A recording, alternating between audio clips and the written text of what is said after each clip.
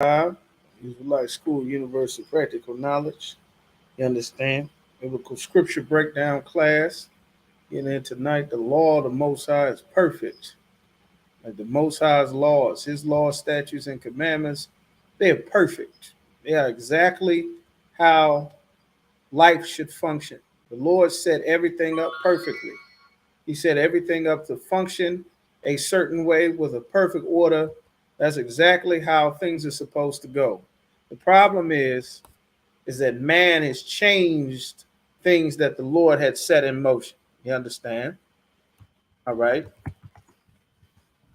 We're gonna get into it. We give everybody just a few moments to get in here.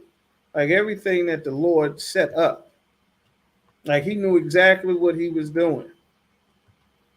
Man, for some reason, following our oppressor, the devil that the Bible speaks of, believes that they, a shalom, believe that there's a better way and a new way to live and how things should go and function. And that's absolutely ridiculous. The Lord did everything perfect the first time. All things is done.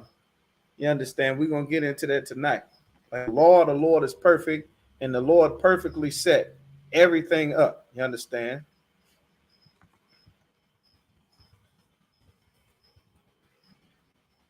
All right. We're going to get that. We're going to just get everybody an opportunity to get in here. We're going to start. All right. We're going to go to Romans. We're going to go to select. We're going to go to Psalms chapter 19 and verse 7. That's where we're going to start. Psalms chapter 19 and verse 7. Like the Lord set everything up perfectly. All right. About to just check y'all emails. We in there. Let me know y'all can see and hear me clearly. Okay, Most High in Christ. Brothers and sisters in there. Shalom, shalom. Y'all about Shemel Shabbarakathon. Yahweh Shemal Alathon by Shem Yahweh Shah. All right. Everybody good. I see y'all on Instagram. Most High in Christ. Good deal. All right. That the law of the Lord is perfect. We're going to start at Psalms chapter 19 and verse 7. All right. Contrary to what we've been taught our entire lives, because of the Christian church and because of the lies that have been filtered in from the church to mama and grandma, granddaddy, our families, our communities, like the things that we have been taught because we were not raised in the truth, because we weren't raised the way that the Most High. That's why last week we went over being born again, which is very, very important to understand. All right. So now, Psalms chapter 19 and verse 7, it says, the law of the Lord is perfect. So when you see the word perfect, perfect is another word important to get your precept book out. The word perfect has a definition. You understand? Perfection is not whatever you would want it to be. Perfection is not whatever you think. Perfection is not whatever's popular at the time. Just like the word love in the Bible. Love has a specific definition. This is the love of God, that we keep His commandments. 1 John 5 and 3. Very specific on what love is. Like the word charity. When you open up the Bible dictionary, according to the world, the word charity means given to the poor. But when you open the Bible dictionary, it says charity never means giving to the poor. That's the first thing that it says. All right. These laws, statutes, and commandments that the Most High created, they are something very special. And they are so special and so unique. And it's so criminal because we've not been taught just how important they are. Another book very important for you to have. On the ISUPK textbooks, you understand, we use, read, and teach from this. It's called the Zondervan's Bible Dictionary. This is the compact one. You can get the full-size one. It's important to have this so that you can know the definitions of the words that are in the Bible, because over time, our oppressor changes the definitions of things that is in the Bible. All right? It changes just like before. They change all of the images. Everybody, of course, in the Bible, they're black. And by black, we mean so-called black, Hispanic, and Native Americans. You understand? And then our oppressor colored themselves to be the people of the Bible during the Renaissance period. You understand? That's what the word devil means. The word devil means deceiver. All right. Our oppressor is the devil that the Bible speaks of because he lies. He lies about everything. He lied about and told the world that God was a so-called white man, an oppressor.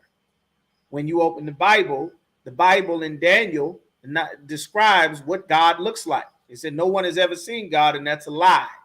Daniel was given a vision of the Most High, the entire throne room with the angels, everything. And these laws in the Bible, which is our topic, very important. The way the Lord set everything up was absolutely perfect.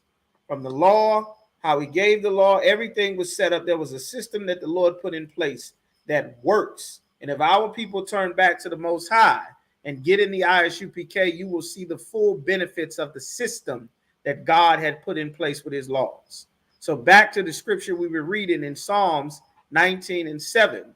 It says, the law of the Most High is perfect, converting the soul. Like the laws of the Bible convert your soul. It converts the soul of blacks, Hispanics, and Native Americans. It will convert our soul from not understanding the Most High. It will convert our soul from not understanding life because we don't have the Most High's laws. As a people, we do not understand life. We don't understand what's going on around us. That's why we think everyone is on the same team. We don't know that everyone is born on a team. God made everyone and put them on a team. He didn't make all people to come together. And his laws, his statutes, and his commandments teach us that he made all people to be separate, which is a very important thing. And it's a difficult concept because our people are unwise. Our people are unwise, you understand? It's a lot, kid. Like our people are unwise. All right. It's a lot. Yeah, I can bear with me just a moment.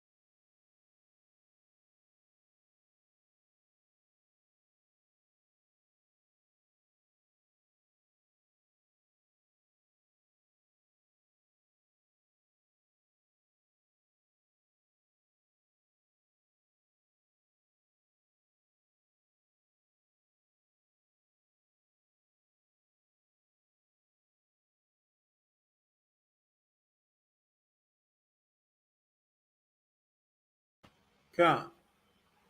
All right. So when the scripture is saying the law of the Lord is perfect. Shalom. Y'all should break it down. Shalom, Yahweh Shem Shabbat.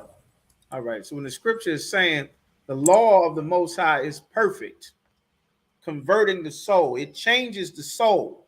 Like these law, statutes, and commandments, it may seem like it's a simple thing. It may seem like it's just don't eat pork, don't eat shrimp, don't eat crabs, a series of don't do this, don't do that, don't do that. But it cannot be stressed enough how important these laws, statutes, and commandments are. It can't be stressed how important because they literally have the blueprint to understanding the genes and the DNA that is inside of our people. Our people have been looking for an identity. We went to Islam, we went to church, we went to Christianity. We went everywhere looking for an identity. You understand? Discard. I got to start that over. We went everywhere looking for an identity, and our identity, we did not fit into the society of these other nations of people. We didn't fit as Christians. We tried.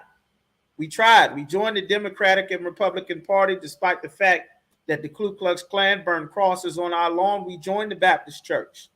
We joined the Seventh-day Adventists and Latter-day Saints despite the fact that Joseph Smith and all of their leaders were staunch racists that absolutely despised black people.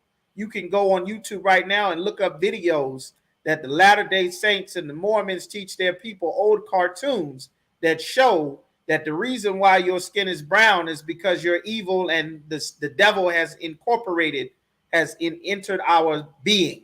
That's what make us dark skin or brown, you understand, or black. Like, these are the things, and our people have sought foolishly, unwisely, because we do not have the Most High's laws, which have the exact blueprint to who we are as a people. Not only does it identify us, but it's like building pieces. It's puzzles.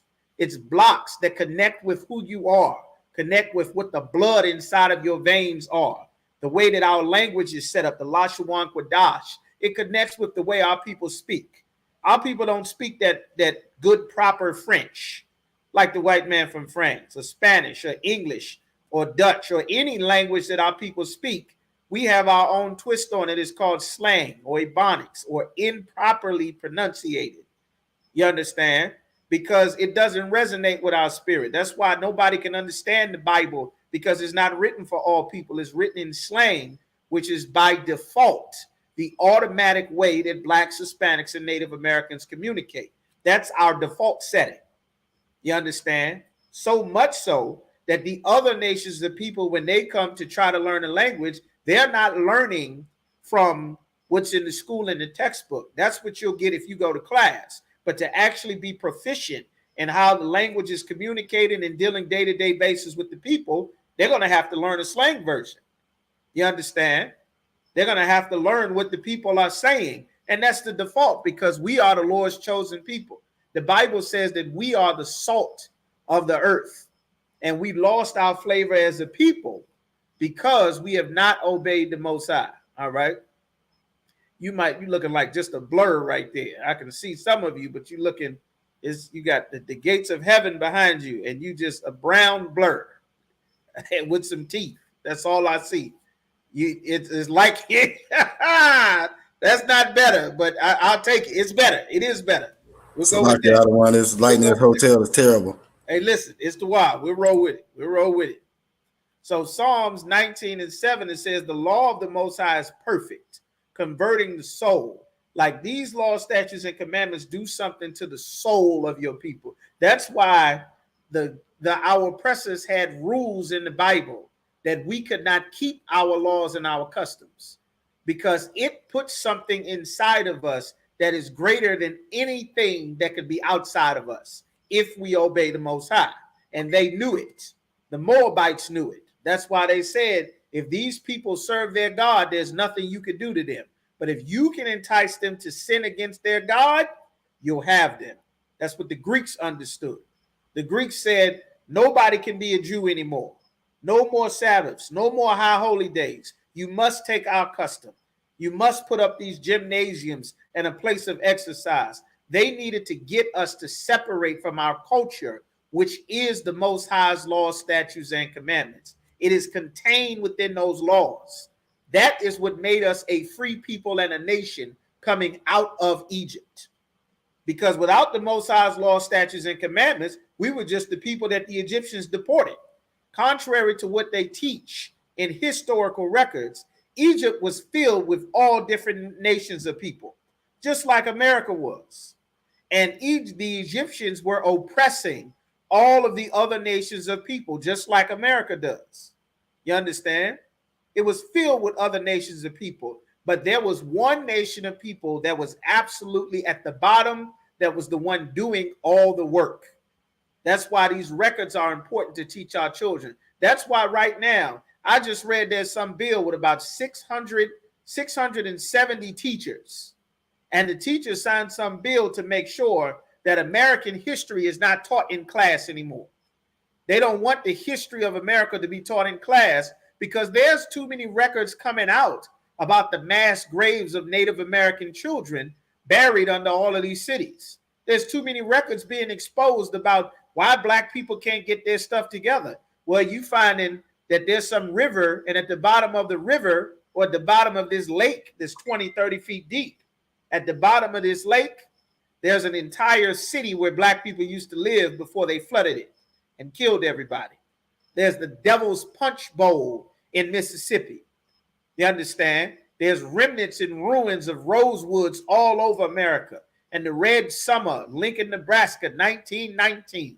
Like, these things were done to our people. And now they do not want their children to start to question their identity the way that our people are left to question our identity every day of our lives. Question who we are. Question who is your father? Where do you come from? What is our language? What is our heritage? Who is our God? That's why our people are in every religion. We in Christianity, Islam, and Rastafarianism. We don't even know where the hell these religions come from. Black people think that Rastafarianism comes from Africa, when the Rastafarianism comes from the Shivas that worship Lord Shiva. That's where you get your weed and your dreadlocks from. Our people have no idea what gods we worship. They think in Allah is the God that of beneficence and peace. Muhammad was a notorious kidnapper and a child molester. You understand? Thinking that Christianity is the way of peace. They got advertisements right now. Every social media platform you go on, you cannot scroll through your Facebook or Instagram post too many ways down your timeline before you get to some advertisement. Were you molested by a preacher? Were you molested by a priest? Check here, check yes, check no. You understand? Like, it's an epidemic because we do not have our rules to make us a separate people like the Lord commanded in his law. So let's get some more. So when it says the law of the Lord is perfect, converting the soul, the testimony of the Lord is sure, making wise the simple, and making our people a very simple. You understand? And these laws, statutes, and commandments teach us wisdom that you can't get from going to school. You can't get this wisdom from a degree, from going to college. You cannot get the wisdom of the Most High, you understand, unless you humble yourself to learn from the prophets that God set up. You cannot get this wisdom. The Lord hid the wisdom from the wise and the prudent, those who could study on their own you understand, to achieve and accomplish things. The Lord does not work that way. You understand? He chooses who he wants. And the people that he chose are these priests and prophets in the ISUPK. And no one on the planet is authorized to teach the Bible outside of these men under commanding General Yohana. You understand? And that makes our people who are simple wise. Why is that important? Trooper Yagadar, hold me Deuteronomy chapter 18 and verse 15. You understand? Wakana. You understand? Hey, shalom, brother. Give me 18 and verse 15. Just hold Deuteronomy 18 and verse 15. That in itself has so much wisdom in it, in this law. You understand? When it says it converts the wise, it makes simple wise. Our people have leaders that teach us things. Not only are they absolutely useless, that they can't solve any of our problems, and they teach us to not focus on what you started to go and get that religion from. Black people go and join these religions. When I say black, I say blacks, Hispanics, and Native Americans are joining religions because they see the poverty of their people. They see the suffering of their people. They see that our people are on drugs, we're being oppressed, and we're hurting, looking for something to strengthen our people. And then our people go and they join religions because this is what our leaders say. And in the process of going to Christianity, just as an example, the Christian church has not made blacks and Hispanics strong. The Christian church has not strengthened our people. Our people were stronger before we got deeper into Christianity.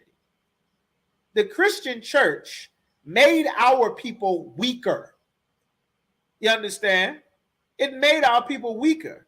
The rules that we automatically kept amongst each other, which we're going to go over tonight, these laws that said you cannot have sex with another brother's woman.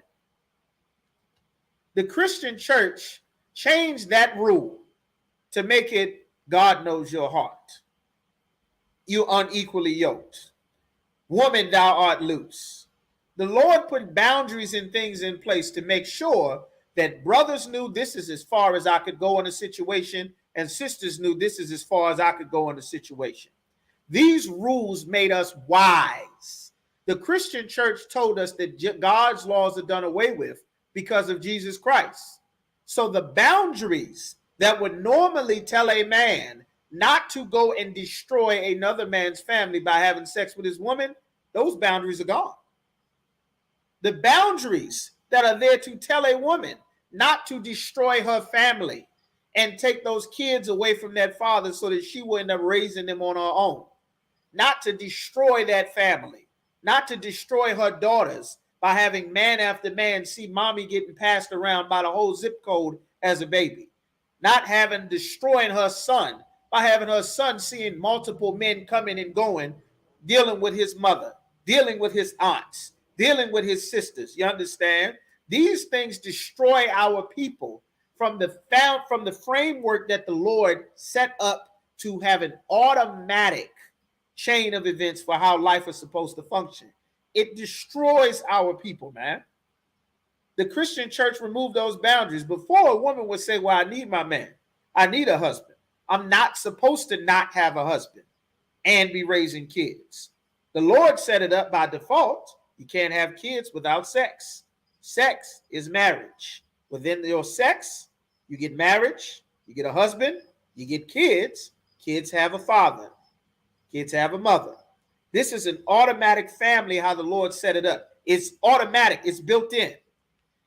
Evil men made the family, well, now it could just be mommy and the children.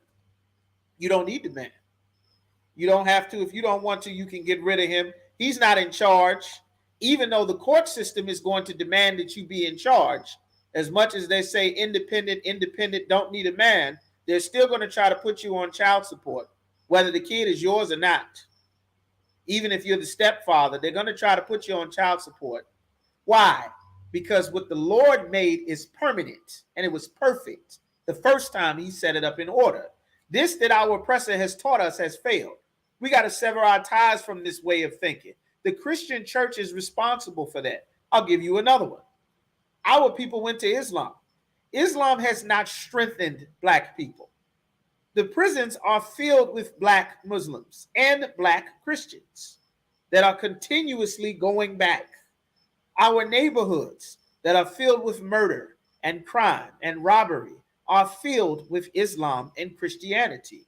The Arabs in America do not have these problems.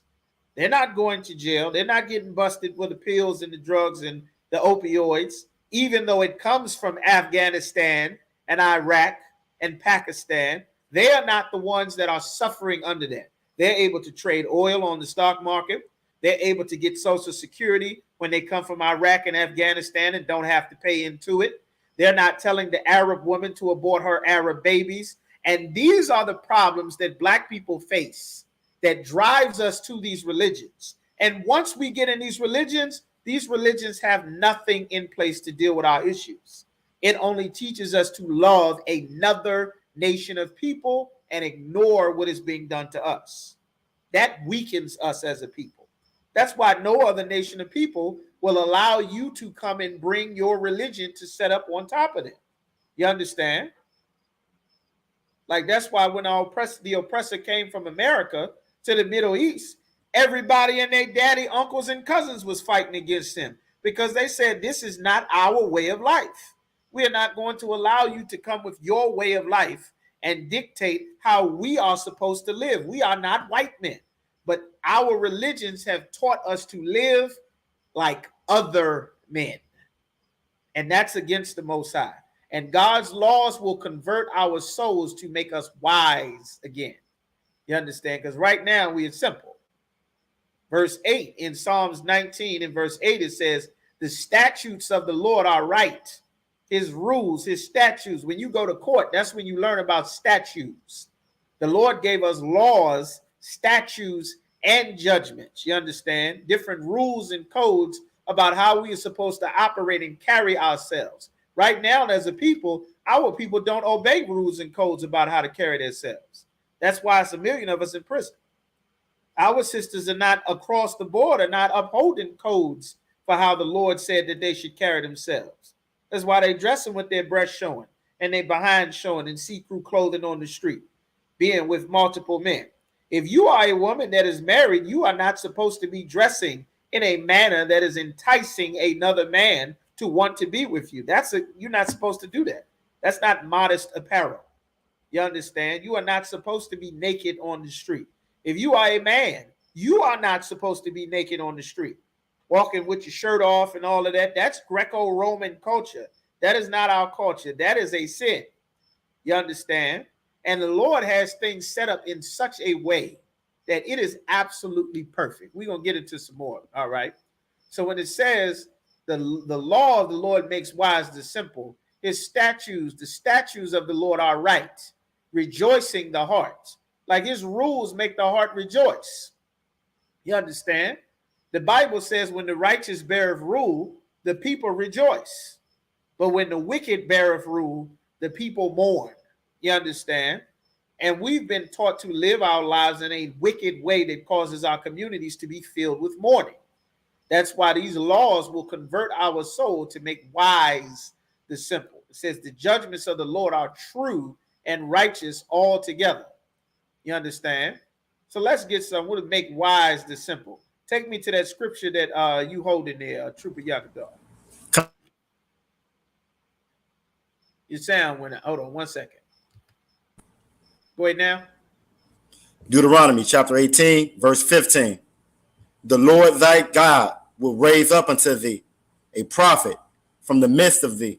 The Lord will raise up a prophet from the midst of thee. From right in the middle of you. Not Joseph Smith, not Muhammad, not Haile Selassie. You don't know where the hell Haile Selassie come from. You don't know you couldn't find where Muhammad came from on a map if somebody paid you, you brothers and sisters. Nobody could find that. You couldn't find where the hell it is. You don't know any of these people. Joseph Smith, all the racist leaders that started these religions that black people is in, like that damn Dalai Lama. You thinking you learning the way of peace from Gandhi. Gandhi hates black people. You think you in South Africa want to be with Nelson Mandela. Nelson Mandela hates black people. Black people raised millions of dollars for him in prison while he was being a terrorist to the white man down in South Africa. And then when he got free and got that money that black people raised for him in the 90s, he said black people won't fight for themselves. They got to stand up and do this for their own. I'm not one of them. You understand? Like he dissed black people while black people look at Winnie and Nelson. Look at Winnie and Nelson. Like that's simple. And we are simple as a people because we think that we are Africans. Because we don't have the laws of the Lord to tell us that he put a difference between us and the Egyptians. That's why the law of the Lord makes wise the simple. They are perfect to teach us. You understand? So keep going. I will raise up a prophet from thee. Keep going. What did the Lord say? Of thy brethren. Of who? Thy brethren. Not Barack Obama, some African. Of who? Thy brethren. Not Kamala Harris, some white woman covered in a light caramel glaze that you think is black because her parents come from the islands. When her father is a direct descendant from white slave owners, white British slave owners, is her father's side of the family of Kamala Harris. That is a white woman. That's not a black woman. You understand? God's laws teach us that you are the seed of your father, which is very important. It is simple to think I'm mixed. Well, my mom is this and my grandma is this. That's simple. Simple as hell. If you get a pit bull that's a red nose and you get a pit bull that's a blue nose, is that not still a pit bull? Does the nose make it a different race of dog? It's a damn pit bull. We think that color means something. That your skin color, your eye color, your hair texture, your lip density, how much rhythm you have, how curly your hair is. That is what simple people think. That's simple. Because guess what? Two black people can make a light-skinned baby. Two black people made a white baby. Isaac and Rebekah made Jacob and Esau. The second came out red and hairy. The first was red and hairy all over like a garment. You understand? Like, that's why we need to get back to these laws so that we can become a wise people from the simple things that we believe. You understand? So keep going. Like unto me. Just like you, just like me. You're not going to get a great white hope leader to save blacks, Hispanics, and Native Americans. And just for the record, so that everybody can understand, blacks and Hispanics and Native Americans, we look exactly alike. There's this common misconception that blacks and Hispanics don't look alike. That's absolutely ridiculous. All black people don't look alike. All so-called Hispanics don't look alike, and all so-called Native Americans look alike. But all blacks, Hispanics, and Native Americans, we all look exactly like each other. You don't know who the hell is a Native American, who is Puerto Rican, who is Dominican. We don't know none of that. We got to get rid of those foolish, silly, slavery, light skin, dark skin, straight hair, curly hair. We got to get rid of that nonsense because that is simple. Those are things that our oppressors use to sell us to our enemies, to divide us, to have us fight each other, to make us Democrat versus Republican, white stick versus red stick Native American, the ones that were civilized tribes and the ones that were uncivilized that didn't want to go on reservations, the ones that are from the suburbs and the ones that are from the city, the niggas from the north, the niggas from the west, the public school versus the private school. All of this nonsense our oppressors use to divide us because our religions made us simple. Those laws convert our souls to make us a people again. You can't have a family without rules. And these rules tie directly into who God made us to be as a people. So keep going. Kana wakan. Unto him ye shall hearken. The Lord said, I'm going to give you all one leader, just like your brothers, just like me, just like you. It's not going to be a white man because you are not a white man. It's not going to be an Arab because you are not an Arab. It's not going to be an East Indian because you are not an East Indian. It's not going to be a Chinese man. It's not going to be the Dalai Lama. It's not going to be Buddha. It's not going to be Gandhi because you are not one of those people. You are a black man, Hispanic man, Native American man. If you don't think so, let the police dog teach you who you are. You don't think so, let 911 show you who you are. If you don't think so, go to court and find out that you are a black man, like the Bible says. Go to court, be an immigrant, and be Hispanic, and find out if you are a black man or not. You'll find out. The Arabs are not black men. The Africans are not black men. The East Indians are not black men. The government knows it. The police know it. The dogs know it. Immigration knows it. The disease knows it. COVID knew it. You understand? Everything knows who we are except us. That's why we got to get back to these laws. The Lord said, I am going to give you a leader just like you, and I'm going to raise him up. Keep going. Kana wakan. More on 15. That's it on 15 out of 1. All right. Read 15. Salaki, take me to 18. Kana wakan. Deuteronomy 18, chapter 18, verse 18. I will raise them up a prophet from among their brethren. From one of your brothers, I'm going to raise them up. Right from you. You understand? If you in Lynchburg watching, Lynchburg will have the ISUPK because of you. You in Petersburg. Petersburg will have the ISUPK because you come to class and sign up and you get in here and you get in your all black and do your diligence, and there will be ISUPK in Petersburg. Roanoke will have ISUPK because of you. You come in here and follow who the Lord appointed, the Lord will make sure. You understand? Keep going. Kana wakan. Like unto thee. Just like you. Keep going. and will put my words in his mouth. I'm going to put my words in his mouth. Meaning there's a man that God set up that is supposed to be in charge of all Blacks, Hispanics, and Native Americans. That God is literally telling him what to say. So while you're going to church to look for a man that you want to listen to, you're going to the mosque, you're going to Africanism, you're going to Pan-Africanism, you're going to Wakanda, you're going to Ghana, you're going everywhere looking, church to church to church to church, all denominations, a bunch of damn confusions and hustles and scams. You're going everywhere looking. The Lord said, I will raise up one man. I'm going to put my words in his mouth. He's going to be one of your brothers just like you. Keep going. And he shall speak unto them all that I shall command them. Everything he says is what I'm going to tell him to say. Everybody trying to hear from God.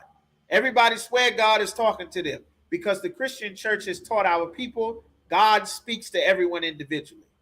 That is a cancer to our people. There is no such thing as equality. There is no such thing as a personal relationship with God. God does not talk to you. God does not talk to me. Jesus does not talk to you. Nobody is talking to you. You understand? That's a demon that makes you think that you are hearing God magically in your head. You understand? And Christian church has taught our people this lie that everyone will instinctively know what God says to do because it's what's in your heart. That's a goddamn lie. That's an absolute lie. The Bible says your heart is desperately wicked. Who can know it? Lean not to your own understanding. That's what it actually says in the Bible. You understand? The Lord said, I will raise them up a prophet. I'm going to tell him what to say. This is who everyone is to follow. This eliminates all of the child molesting preachers, all of the child molesting imams, all of the women thou art loose telling your woman she can leave you, telling you that you don't need a man. You end up living your life old and scared to death, getting robbed by everybody with a bunch of cats and dogs, scared as hell, 50, 60 years old, trying to be the boss of yourself all your life. You end up, you understand, everything is out of order. Your kids is in jail, all manner of things, because leaders who God did not appoint is who are teaching our people. You listening to entertainers. Someone's job is to make you like him. Politicians. Someone's job is to lie to you. Like that's a politician's job. He's a liar. You listen to actors. An actor, the job of an actor is to convince you of something that is not true. That's what an actor does. Batman isn't real. Superman, Spider-Man, they're not real. But actors portray it and make you think this is real. This is who our people are left with because the laws that God gave to make us wise, a part of those laws is he told you who to follow. That's Commander General Yohana. Nobody has to guess. It's very simple. And the Lord said, I will put my words in his mouth. Very easy, very simple.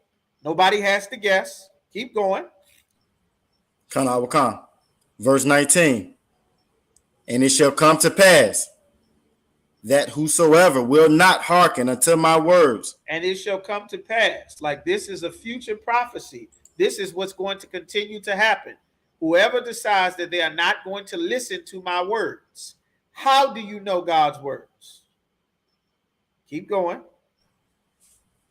Which he shall speak in my name. Because he's going to say it. He's going to tell you this is what the Lord told me to tell you. Keep going. I will require it. I will require it of him. I'm going to require it of him.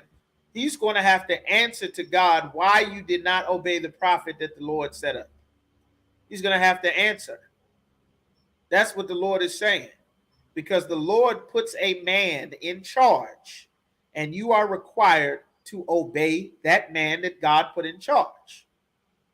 That makes so much sense. Not only does it make so much sense, but it's a lot better than you trying to guess on your own. Remember when black people went out and voted for Barack Obama? Everybody remember change we can believe in, hope in change. Yes, we can. Yes, I can. Everybody remember that? Obama, Obama, Obama, Obama. Everybody was so happy. First black president, this and that. Obama got in office. What did he say? Oh, I'm not the black president. I'm America's president. I'm not the president of black people. I'm the president of America. Diss black people openly. Black people still, yay, Obama, Obama, Obama. Obama cut that social service budget by $400 billion over a 10-year period. $40 billion a year. That's your food stamps, your Section 8, your housing vouchers, your WIC, your TANF, your HUD. He cut it all. Why? Because God told you not to vote. He said, I would appoint your leaders. All of those cities that you had, the cities are empty now. The projects is either knocked down or boarded up.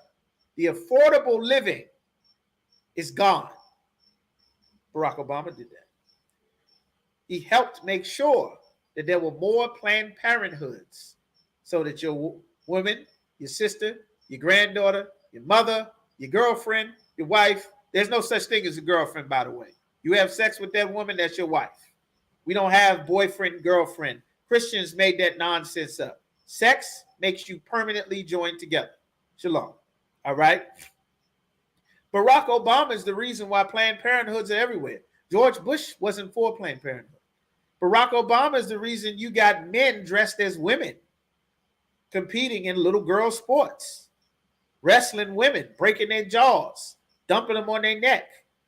Man on steroids with a push-up bra and braid extensions in his hair is cracking women's skull open, talking about, I'm coming for every woman in the tournament. That's Barack Obama.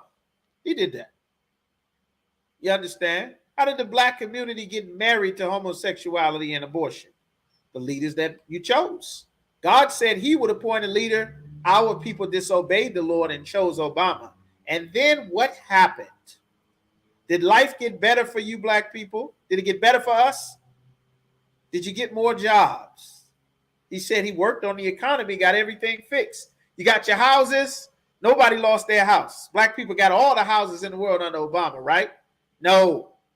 Barack Obama bailed out the banks that were going to collapse, that sold you loans and predatory bills and skyrocketed that you couldn't afford. That's why everybody's talking about flipping houses. When did they start talking about flipping all of these damn houses? House flipper, house flipper. Would you like to make money in this area, flipping houses in the downtown, the lower greater eastern side of something? When did all of that come about? When did you start losing all your houses in Detroit, in the Midwest, in Atlanta, in Baltimore, in Philly?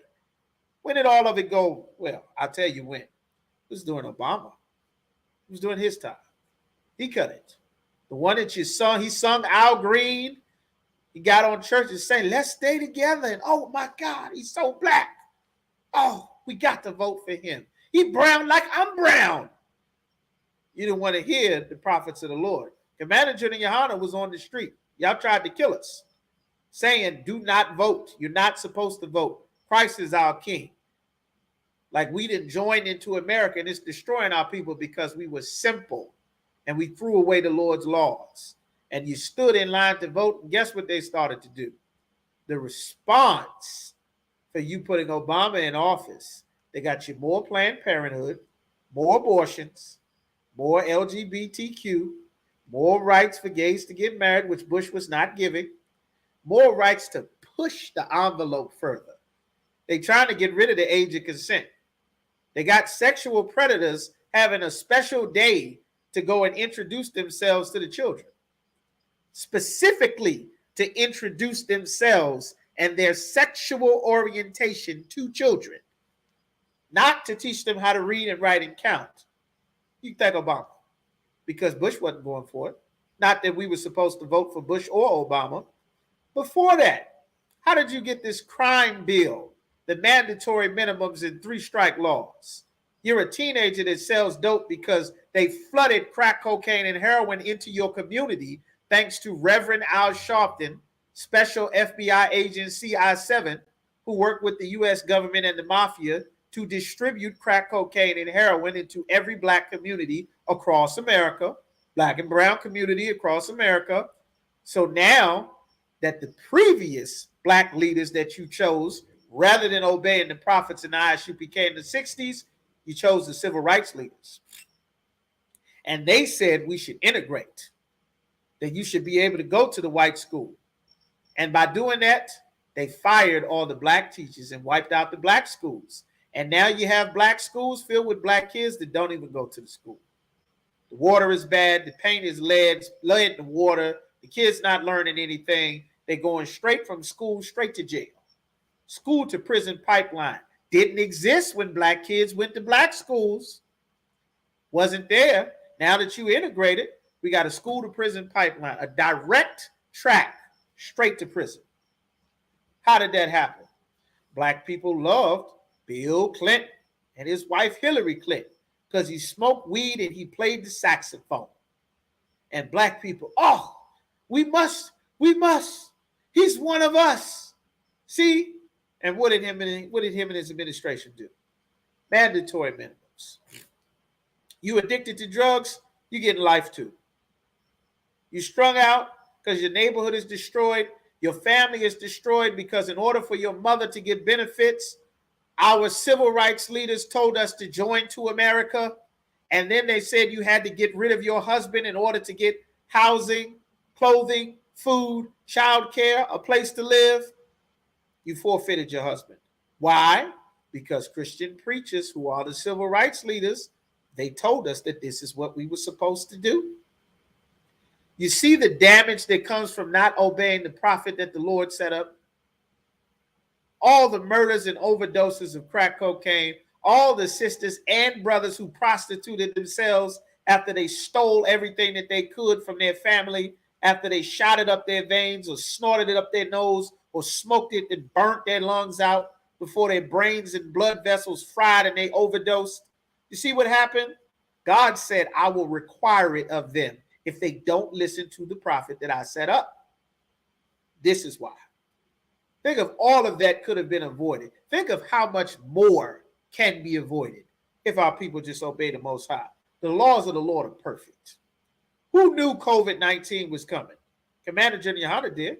He was telling us to stock up deep freezers for 2 years, telling us to make sure you got batteries and extra rice and beans in your cabinets.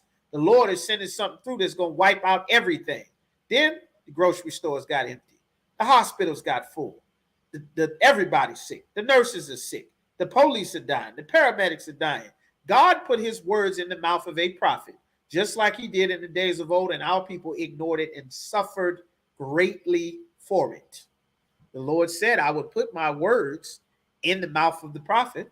It's very clear. He's telling you if you're not in the ISUPK, you're not in the truth. God is not with you. He's saying it very clearly. Nobody paid it any mind. Now the Lord will require it of you. Just think, if we turn back to the Lord, how much of this hell your sons and daughters can avoid?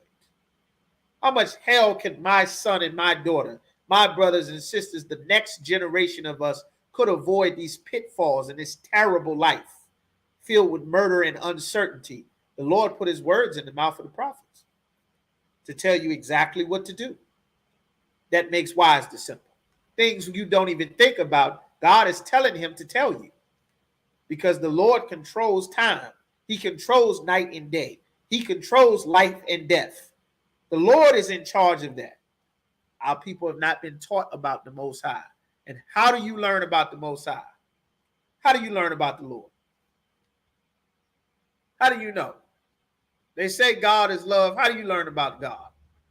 Take me to 1 John 5:3. How do you know about the Most High? Can I come? Somebody tell me, how do you learn about the Lord?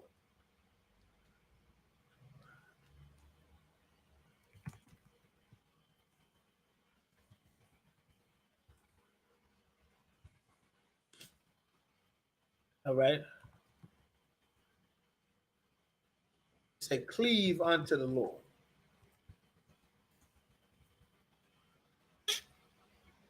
You got it? Can I come? 1 John chapter 5, verse 3. For this is the love of the Most High. This is the love of the Most High. This is what love is. And they say God is love, God is love. This is what God said love is. Very important lesson. Because in the Black, Hispanic, and Native American community, we do not have love for each other. We don't have love.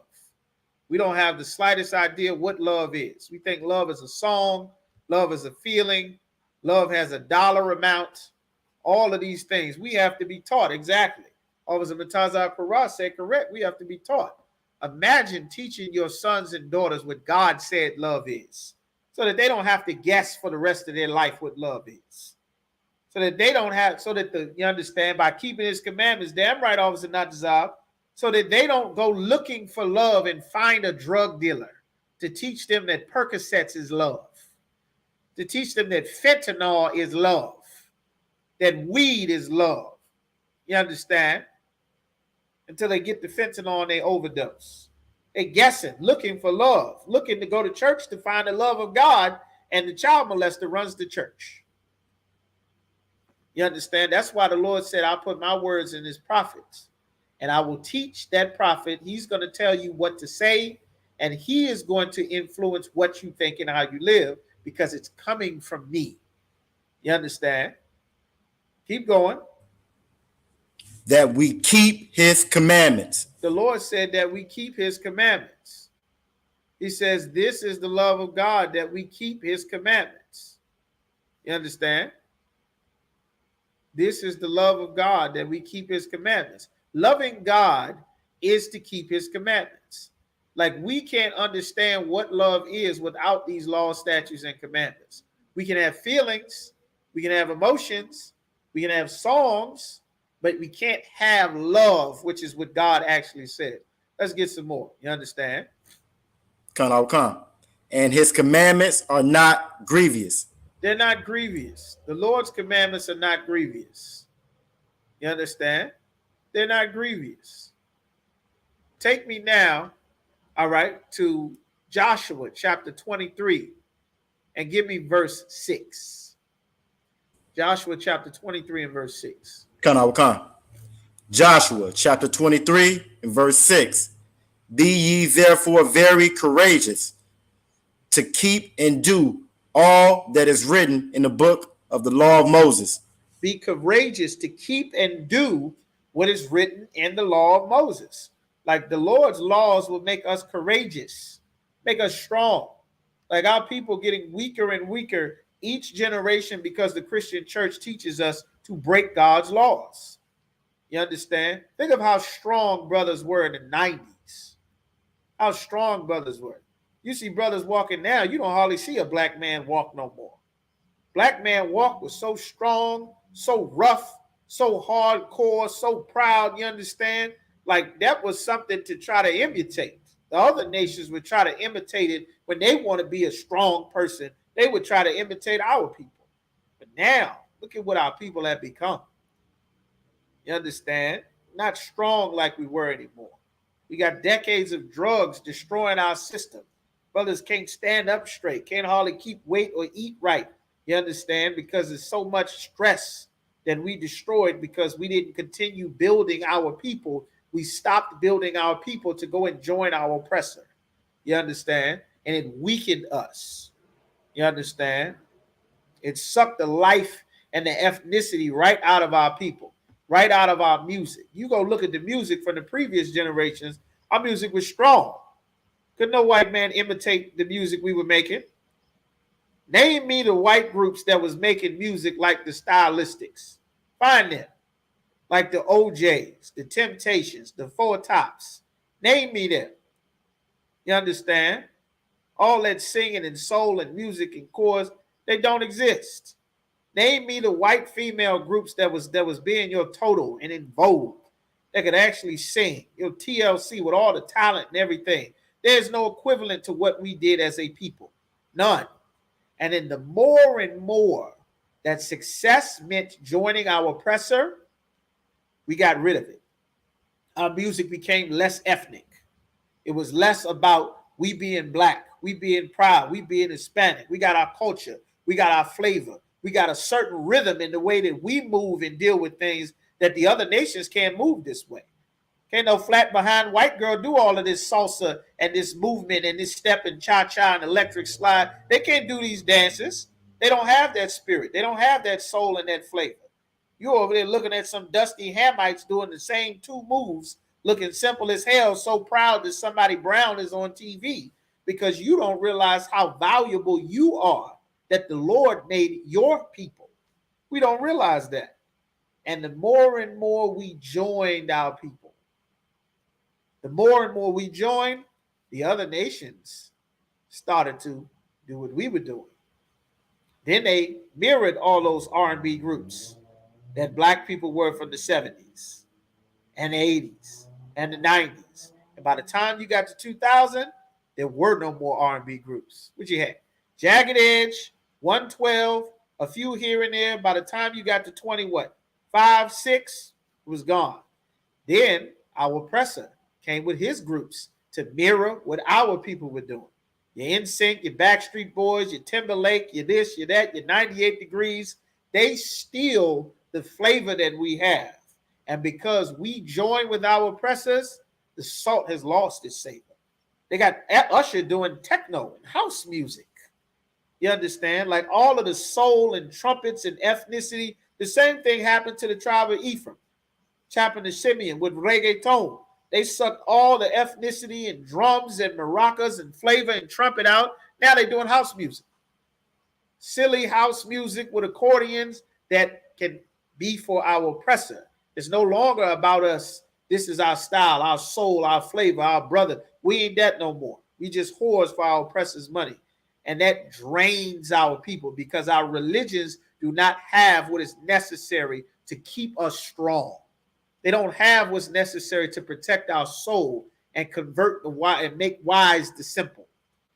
And then the more and more we join them, guess what happened? Now they're signing deals where all the money go to them. If you get killed in some rap beef that they're going to pay for and promote, they got a life insurance contract on you when you die. And they own all your music. None of it's going to your mother. None of it's going to your wife. None of it's going to your mother, your kids. It's all going to some Arab who owns the label or some Amalek. You understand? Like this is what the Lord was telling us, to never join another nation of people. And that would keep us wise. Because even though we wouldn't be in lights in their stadium, we would be on our side of town, where success did not mean that you had to pretend to be homosexual or go into homosexuality like they're requiring to get into your Hollywood or your music and all of this. You understand? Like this is what the Lord had already taught us. But the preachers told us that God's laws are done away with. Like this, that destroyed our people, man. So when the Lord told Joshua to say in Joshua 23, he said, be very courageous and do what is written in the book of the law. Why is it saying the law of Moses? Because God always said, I will put my words in a prophet's mouth, and him shall ye follow. You understand? So keep going. Start from verse 6 over again. Joshua chapter 23, verse 6. Be ye therefore very courageous to keep and to do all that is written in the book of the law of Moses. Keep going. That ye turn not aside therefrom, to the right hand or to the left. Don't turn on the right or the left. That's what we were supposed to do. We're not supposed to turn. How can you combat slavery was a choice based on choosing to not keep the laws? Slavery was a choice. You might need to say it a little bit different. It says, how can you combat slavery was a choice? Slavery was a choice based on choosing to not keep his laws. Our people did not by default just choose to go with those leaders. Our oppressor promoted to take this lifestyle. Take me to Ephesians chapter 2 and verse 4. Should be about 2 and 4, which says the power of the air. Ephesians chapter 2, verse 4 says, it should say the prince of the power of the air. See if you find that 2 and 4. It's actually verse 2 out of 1. John, go ahead. Give me verse 2. Ephesians 2, verse 2. Wherein time past ye walked according to the course of this world, according to the prince of the power of the air. We walked according to the course of this world because of the prince of the power of the air. There was a power that controlled the airwaves. They controlled the media. They still do. They controlled the airwaves, the record waves, the music waves, and they promoted token black people to a level of stardom that would play ball, as they say it. They like a Jackie Robinson to integrate baseball. When there were Negro leagues. Now the Negro leagues weren't perfect, but neither was the National Baseball Association. It wasn't perfect. Nobody was going to see them. But once they could see black people play Negro baseball, everybody wanted to come. Once they could see Negro basketball versus white boys doing layups and shooting threes, then they could see dunks and crossovers and alley-oops. Now, look how great it is. Had we stayed, remember, we were in the wilderness for 40 years. And our people wanted to give up many times. But because our people were not allowed to give up, the generations that was able to go into the promised land, look what they inherited. You understand? Like our people gave up because of the promotion that our oppressor gave Martin Luther King. America promoted Martin Luther King. The president wanted Martin Luther King. That whole march, and it had nothing to do with what was for black people. It seemed black because everybody was black that you saw on TV. It seemed like it. You understand? It seemed like this is for black people. We fighting for black rights. They talk like it. Fake Israelite groups seem like they're in the truth. It's a lot here. It seemed like it. They on the street. They're talking about the Bible. They're repeating what they hear the ISUPK say, even though they don't have the Spirit of the Lord, and people go and follow them. You understand? That's why we here explaining that the Lord said, I will put my words in the mouth of a prophet, and I will require it of you if you do not listen to him. You understand? But slavery is a choice versus choosing not to keep his laws. Our people don't know the Most High's laws. There are leaders that taught our people that life was better if we did not obey the Most High. That's what they taught our people. They taught, Christian preachers taught black women that life will be better if you get rid of that man. He doesn't come to church. He used to run the businesses in the neighborhood. And the preacher couldn't have the power that he has now because there was a black husband in the black houses, in the black community. The preacher was not in charge of the community back then. You understand? Because no man was going to let another man tell his woman that she didn't have to listen to him. He had the money. He had the job. We had our businesses. We built our own towns and colleges. We built our own schools. We were building our oppressors' entire world. We built for them. They weren't doing all this construction. We were doing that. So we already had that. Preachers told sisters, this is the better option. It's not about race anymore. You're no longer Negro. You're an Afro-American. You're an African-American. Jesse Jackson made that up. And America went with it because he was for America. He was not for black people. They said life will be better if you get pregnant. You don't have to have the baby. You can kill the baby. You can plan the parenthood so that later on down the line, you can choose when you want to have a baby. You're not ready now at this age with this money where you live with your relationship with your baby daddy. You all aren't married. You're not serious. This isn't a serious relationship. This was a mistake. The same garbage Barack Obama said. I don't want my daughters to have to live with a mistake. His African daughters aren't going to be killing their babies. Shamika and Kiki are going to kill their babies because of Barack Obama. Our people were tricked by preachers into this life. I'll give you another example. Being a drug dealer was not a part of black culture. You had to hide the fact that you were selling drugs because everyone would hate you. Being a pimp was not accepted in the black community. It was accepted in certain places. Because if they found out that you were someone that was taking other people's daughters and wives and selling them to have sex with other people, everybody with a bunch of daughters, they were going to beat you to death. They hated you, as they should. You understand? But the more and more, and who do those people mimic the most? Who are they mimicking the most? The preacher. That's why the pimp is called Minister this. Bishop Don Magic Wand. Minister this. Minister Seymour. Emperor Cersei. The Godfather. They mimicking Christian preachers. Because the Christian preacher did exactly what they doing, except they not, you understand, the preacher not selling women to have sex for money, but they pimping sisters out, telling them not to listen to their man, throw their man out the house. Like our people have been tricked by wicked men. You understand? Like we've been tricked into not obeying God's laws. We've been tricked and we've been taught that this is a part of how our people believe now. We've been tricked into that. Just like, who watches that series, Snowfall? Snowfall, the series with Franklin talking about how crack cocaine hit and all of that.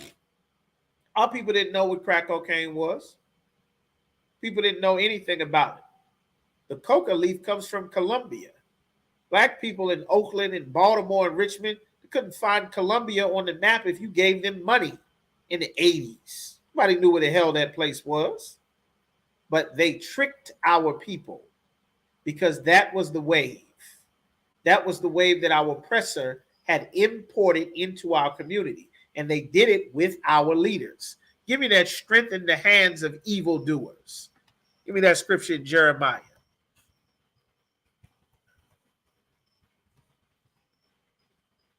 Strength in the hands of evildoers. Very important. Jeremiah 23 and verse 14. Very important as well. We've always had problems amongst our community, just like anyone does. Nothing was absolutely wonderful. We were in a battle to do better for the next generation. That's why illiterate slaves secretly taught babies how to read illegally. And then once we secretly ran away, we built communities to build families, to build towns, to build cities. Then we built schools. Then we built colleges. Then we built HBCUs and produced doctors and scientists and engineers. We were building our world, and they bombed us. And they burned crosses on our lawn, and they hung us from trees for hundreds of years all across the country. We were in a war, fighting for our survival and fighting for the future generations of our people. The war never stopped. Our leaders told us to join our oppressor. It never stopped. You understand? It seemed like the Nation of Islam was fighting that war. If you were around in the 60s and 70s and the 80s, when NOI and Martin, oh my goodness, they marching, you see the movie, and it looked like that this is the wave. This is the way to go. Many of our people thought that. Same with following Egyptology. Same with following democracy. Get rid of that beard. Get rid of that afro. Shave that head. Shave that face. Show your teeth. It ain't about being black. We all Americans now. Like, this is how it happened. You got that Jeremiah 23 and 14? Go ahead, pull that. Jeremiah chapter 23, verse 14. I have seen also in the prophets of Jerusalem an horrible thing. The Lord said he's seen a horrible thing amongst the prophets, the people that everyone thinks are men of God. Everyone thinks Christian preachers are men of God. Everyone thinks Reverend Al Sharpton is a man of God. Louis Farrakhan, Elijah Muhammad, everyone thinks that they are men of God. Anyone that opens the Bible, they assume is a man of God. Anyone in the church, they assume is a man of God. Any nigga in a suit, they assume is a man of God. If you talk good, proper English, they assume you're a man of God. Everybody's a man of God. No qualifications, no proof necessary, no test. Everyone's just a man of God. You understand? No standard, no rules, nothing. Just the default setting is I'm blessed and highly favored. That's the default setting. So the Lord said he's seen a horrible thing in the people that everyone assumes are prophets. Keep going. They commit adultery. They having sex with other brothers' women, and they teach our people to marry themselves to the other nations. That is what adultery is.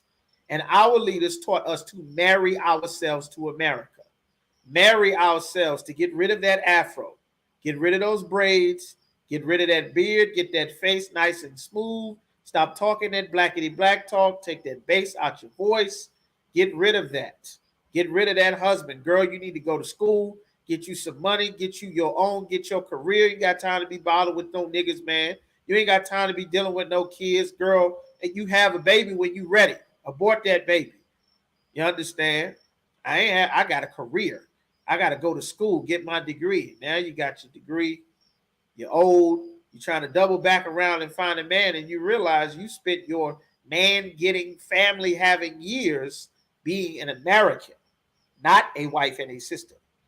And now you find out that what a wife is, you've been raised to be incompatible with being a wife. You've been the man in your life your whole life.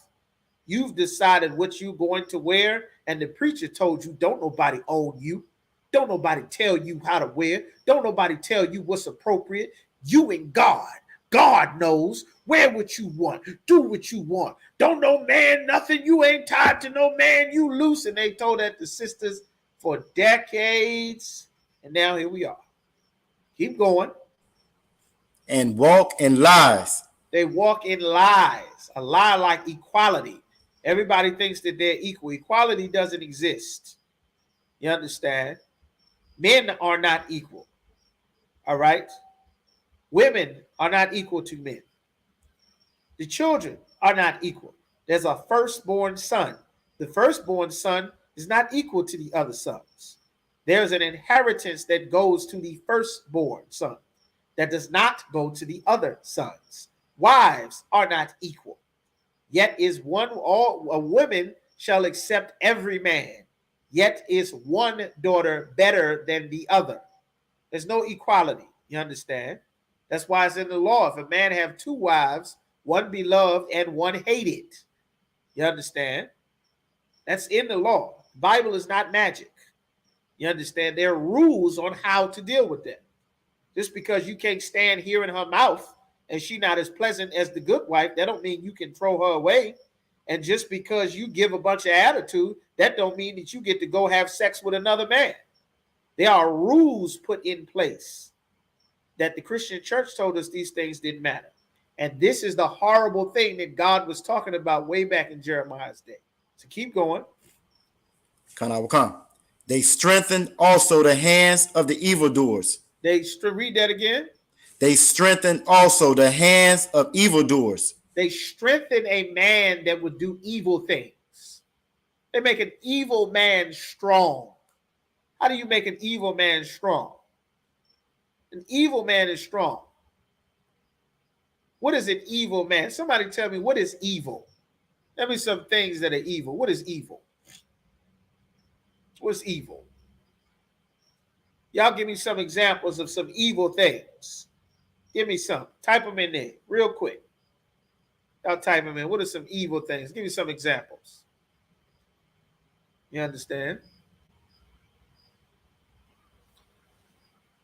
They strengthen an evil man, an evil doer, someone who is doing evil.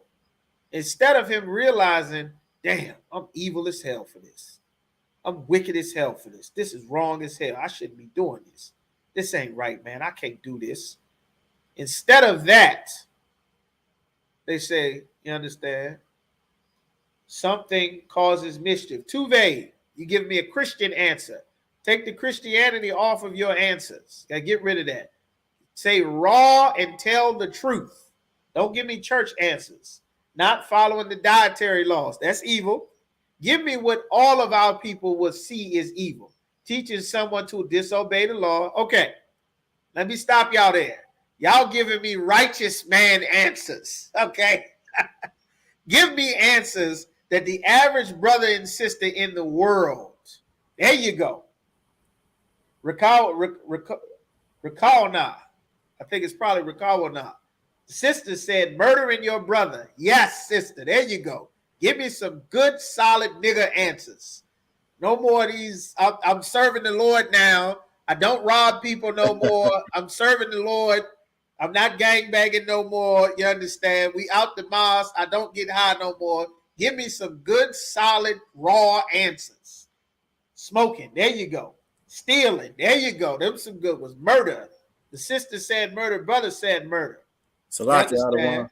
Lying and murdering. There you go. That's good. Murdering, lying, raping. There you go. Good, solid ones. Raping.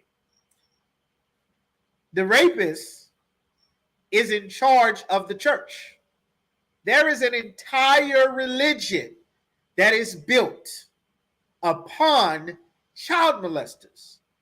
Everyone knows the ridiculous amounts of child molestation stories in the church, by the church leaders, on the choir, at the vacation Bible school, at the men's retreat, the women's retreat, the I don't want to be gay no more retreat, the I don't want to be lesbian no more retreat. Everybody knows about the child molestation and the raping going on in church. No sermon has taught Blacks, Hispanics, and Native Americans to not molest your niece. Don't rape your girlfriend's child. Don't molest your nephew. You understand? At no point in time, that's not as big as this problem is. Do you know what they say? God knows my heart. Nobody's perfect. Nobody's perfect. Murder.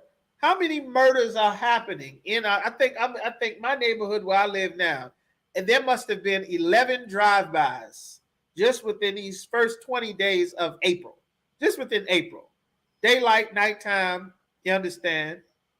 Absolutely ridiculous.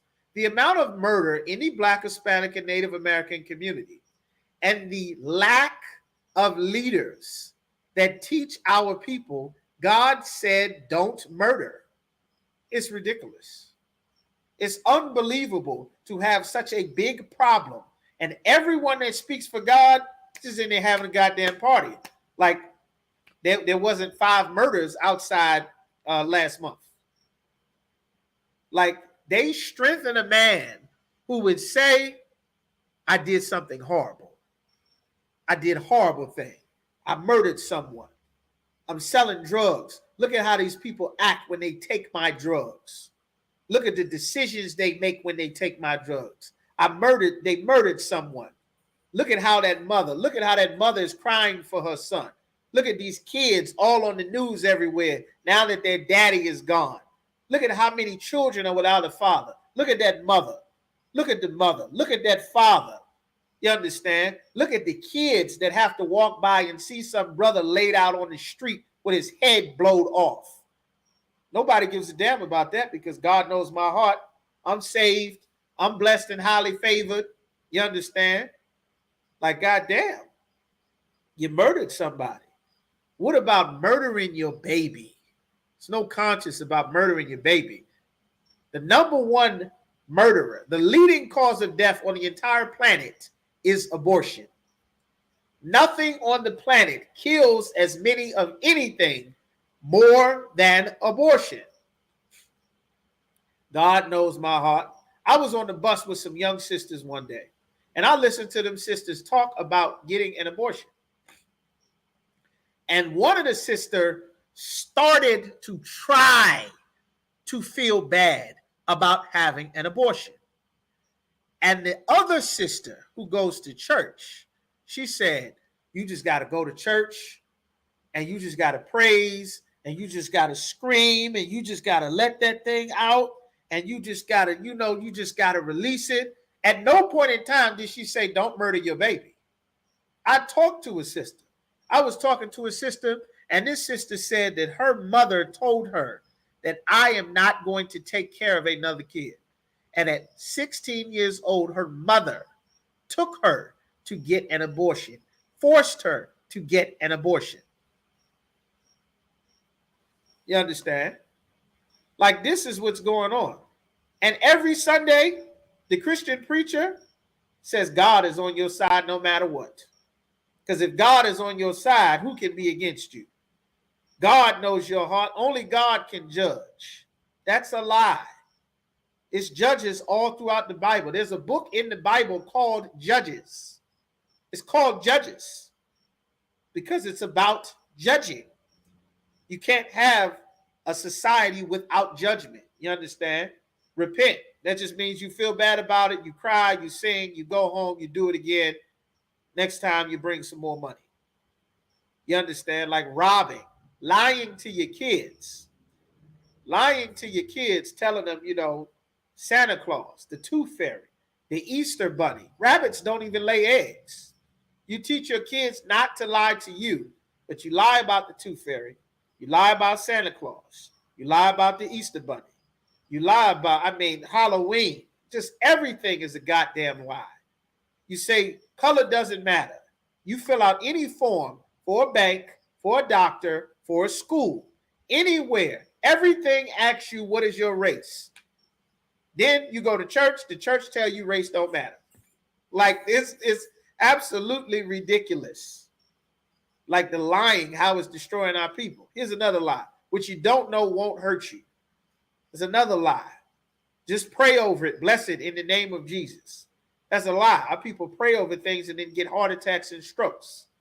We're losing toes, losing feet, losing our throats, filled with fibroids, thyroids, entire digestive tract shutting down, full of pork and shrimp and chitlins, crab legs, making our bones brittle, making your nails discolored. Your blood is not even circulating because we eating things the Lord told us not to eat. But these leaders tell us God is on your side no matter what. God is on your side. Praise the Lord. God is on your side. You understand? Like, that's what the Christian preachers teach our people. Keep reading. Read that from the top again. I have seen also, Jeremiah chapter 23, verse 14. I have seen also in the prophets of Jerusalem an horrible thing. A horrible thing. God said this is horrible. Keep going. They commit adultery. They commit adultery. That is a horrible thing. It's a light thing. It's not taken as a serious thing. You being a woman having sex with another man destabilizes the entire planet. You being a man having sex with another man's woman, that destabilizes everything. Everything that is set up to put things in proper order, that just ruins everything. You've destabilized. Read that again, brother, because that is like a tenfold verse right there. Read that again. Jeremiah chapter 23, verse 14. I have seen also in the prophets of Jerusalem an horrible thing. They commit adultery. They commit adultery. What else is adultery? Joining the gods of another nation. That is adultery. Think of how hard is it to convince black people that we are not Africans? Black people swear that life started in Africa, even though every history, social studies textbook, any real historical records would tell you life started in Mesopotamia. Mesopotamia is and has always been in Iraq. It's always been in the Middle East. From the Ziggurats, Samaria, Mesopotamia, Babylon. Everybody tells you that that's the oldest records of human existence, which is in the Middle East. With that same thing, everybody believes in Africa. All people come from Africa. The East Indians don't believe that. The Polynesians, the Eskimos, nobody believes that nonsense, but that's what they teach black people. They teach our people that. And it is a lie because our leaders have married themselves to other nations of people and their gods. Our leaders have married themselves to Islam. You understand? It's the God of the Arabs. The Arabs fought America for 20 years. Allah didn't stop a bomb, didn't stop the Marines, didn't stop the Army, didn't stop the Air Force, didn't stop anything. Our people are still praying to the gods of the Arabs, and when the Arabs get here in America, they live a much better life than black people do. You understand? Because of the adultery that Elijah Muhammad taught our people to do, following the gods of the Arabs, following Rastafarianism. For those of you that don't know, weed comes from India. The ganja plant comes from India. That's why everybody's growing dreadlocks, smoking weed. That's an Indian custom. Has nothing to do with Africa.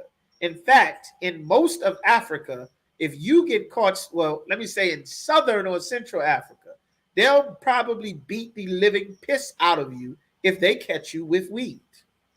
Weed is not an African thing. Weed comes from the Middle East. It comes from India, the same place that your poppy fields are, where you get your opioids, your heroin, your syrup, your Percocets. All of that is in India, Afghanistan, that area, Pakistan, India, Afghanistan. That's where it comes from. Because our people have been taught by adulterous leaders who married us to the other nations of people. Think of how difficult it is to convince black people to stop smoking weed. That's why. Think of how difficult it is. There's so many brothers and sisters over the years that believe that the oppressor is the devil, that don't celebrate Christmas, that won't eat pork, crab, and shrimp, that are against homosexuality, that are pro this and pro these things, but they will not come into the truth. They won't come into the school because they will not give up their dreadlocks and their weed. You understand? That's how you know it is a God. If everything else you agree with, but you can't get rid of the dreadlocks and the weed, that is because it is a God that you are worshiping. But you don't know that.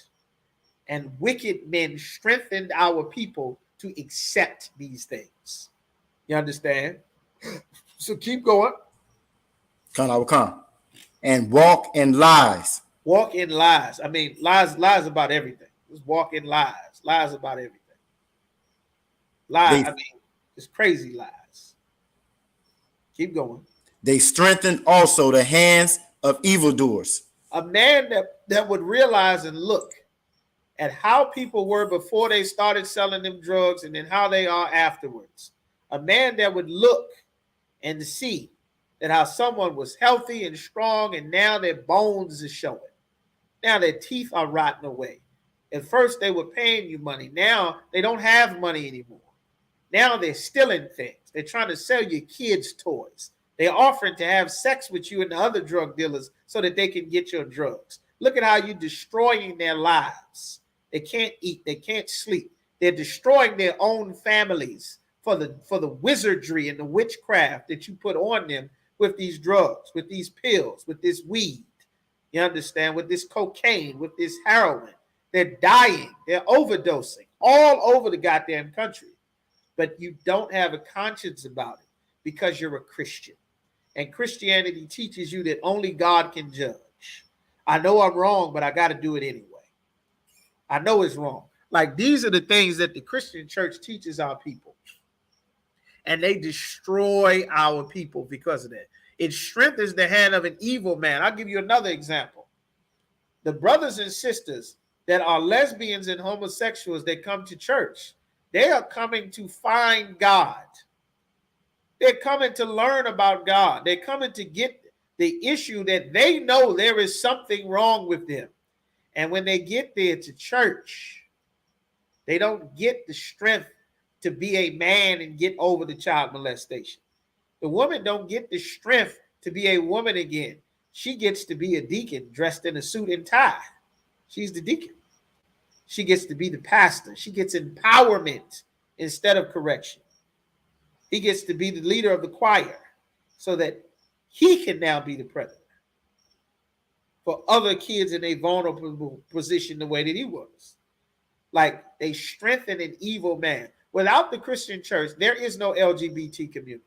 They can pretend that they don't believe in the Bible, that they believe in the Bible and God just as much as Christians do. All of those rainbow flags, all of those black people you see waving those flags, Christian aunts and grandmothers raised them. All of those same brothers that you see dressing up like women now, mommy, church members raised them. That's why they think it's acceptable, because God is okay with it. Even though the Center for Disease Control says that the life expectancy for a man that puts on a lipstick and a dress to go and pretend to be a woman to go and have sex with other men, his life expectancy is 38 years. That's what they say. Everybody knows if you're a drug dealer, somebody's going to murder you. Everybody has friends, cousins, uncles, dads, mothers, sisters that sold drugs, they got murdered, or went to prison. Everybody. Yet and still, brothers and sisters are still selling drugs, still taking drugs. You understand? Still going to church because preachers strengthen an evil man. They strengthen them.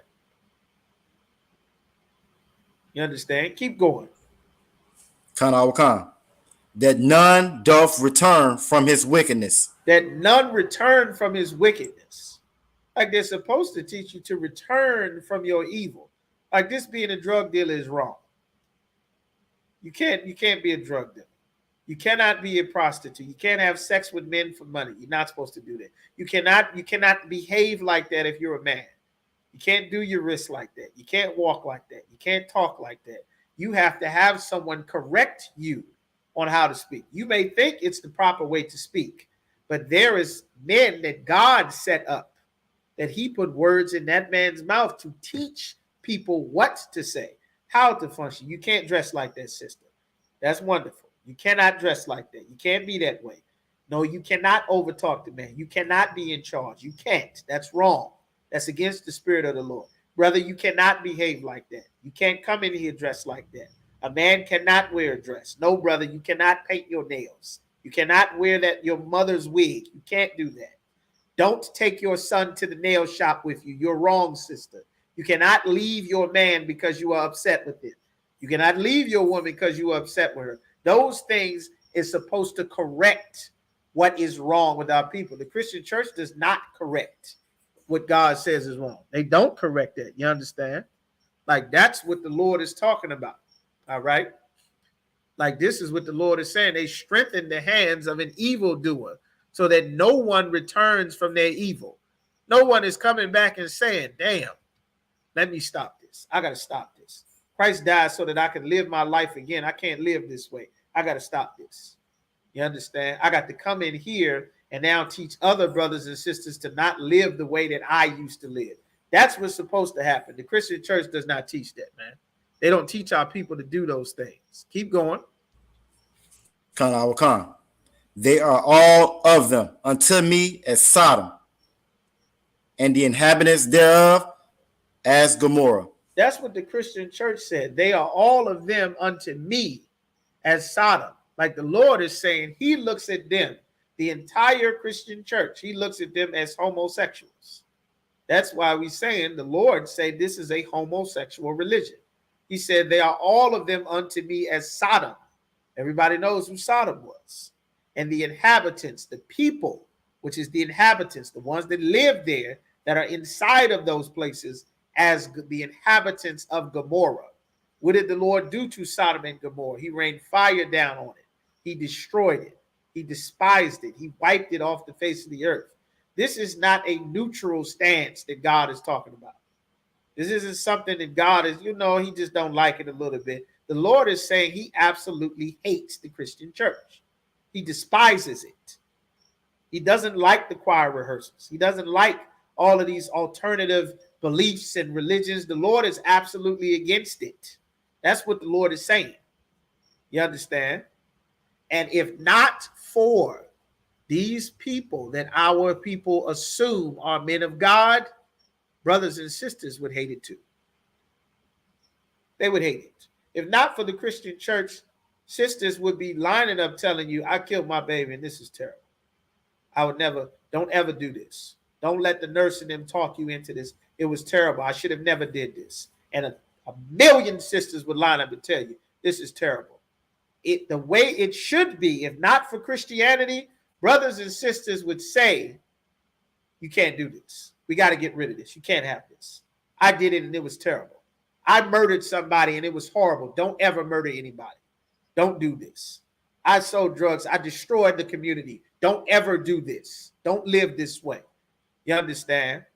Sisters say, I left my husband. I didn't want to be with him. I got with another man. This man, all kind of problems. He abused my sons. He did this. My son is in prison. My daughter's over here. My family is destroyed. I should have never done this. Don't do what I did. That was wrong. Like, they make it so there is no one to tell you that this is evil, because they're saying that God don't give a damn. God is happy. That's why everybody's singing, God is happy. See, God is happy. This is the day that the Lord has made. We blessed and highly favored. Jesus, Jesus. Like, you think that God is the happiest thing in the universe, when God is absolutely furious at what's going on with our people. You see what I'm saying? So keep going. Verse 15. Therefore, thus said the Lord of hosts Right. This concerning is the what the Lord is prophets. saying. He said, thus saith the Lord of hosts. The word host means armies. He's stating his reputation. I am the God of armies. That's what the Lord is saying. He want to lay his reputation down so that everybody makes sure they understand that I'm not the God of the choir. I'm the Lord of hosts, the God of armies. You understand? Like, that's what he's saying. So keep going. Behold, I will feed them with wormwood. I'm going to feed them with wormwood. Wormwood is a bitter wood. It's bitter. It's being eaten alive. It's not good for much. He said, I'm going to feed them with wormwood. Keep going. And make them drink the water of gall. And the water of gall is going to be a water. It's not a good water. Keep going. For from the prophets of Jerusalem is profaneness gone forth into the land, into all the land. They've profaned the Most High and the prophets of Jerusalem. They've taught things that are lies against God. They've taught you that a black and white man can, you understand, a black man and a white woman should be together. Like, they profaned the Most High.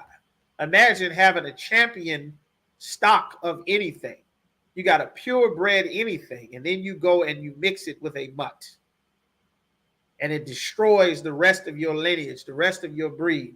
Like, no one would do that. Not with horses, not with bulls, not with dogs. They would make sure that they would not do that. You understand?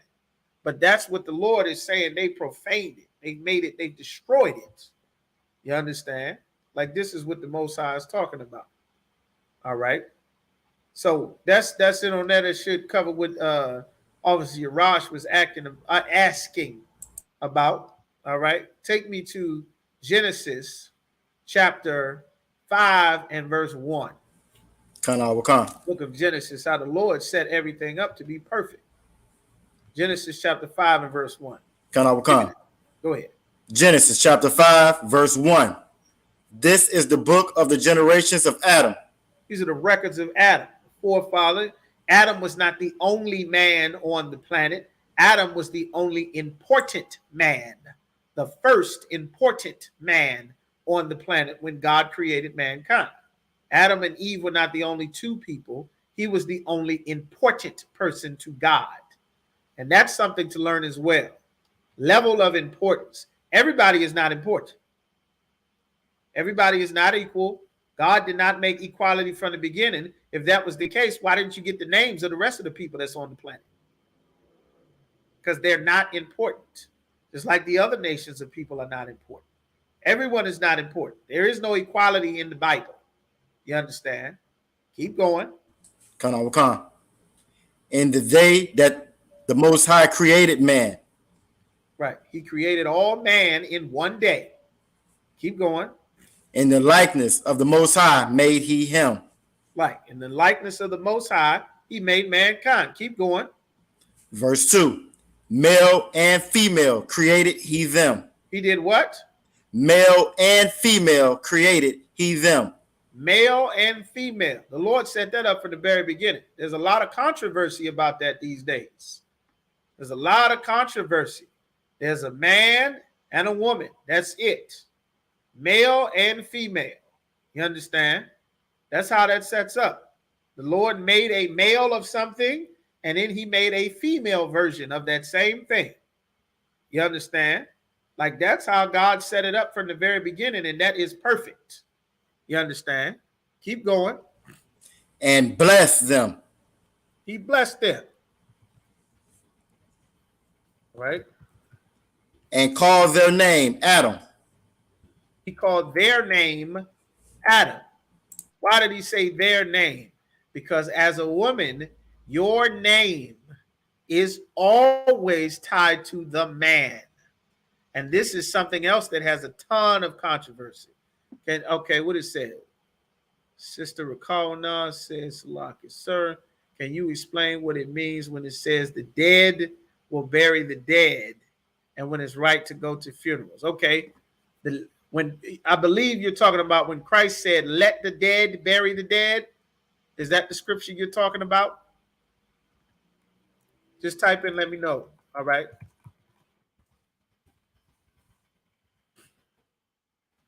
Like when Christ said, let the dead bury the dead.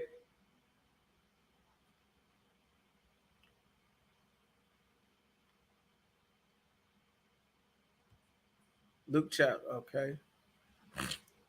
What you said? Okay, that's what I thought you were talking about. Take me to Luke. Good question. Take me to Luke chapter 9 and verse 60. All right, Luke chapter 9 and verse 60 out of one. 59. Start at verse 59. I will come. Luke chapter 9, verse 59. And he said unto another, follow me. But he said, all right, hold on right there. Remember, if, and buts are important. He said, follow me. This is what Christ is saying. All right, so just so you can get a backdrop of what's going on. Christ is starting his I'm not going to say ministry because that's what the church says. Christ is starting he's doing the work of the Most High. He's collecting disciples. He's going out. He's fishing. Just like we do, we go to camp. He's fishing. He's fishing for men. He's fishing for brothers to come and serve the Lord. He's fishing for sisters to come into the school.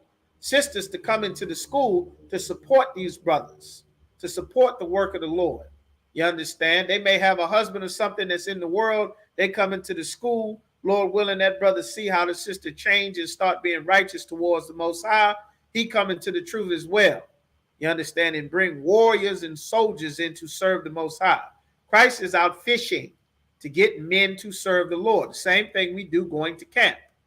All right? We're looking for brothers that want to serve the Most High so that we can teach them and make them men of God, because this is how we fix our people.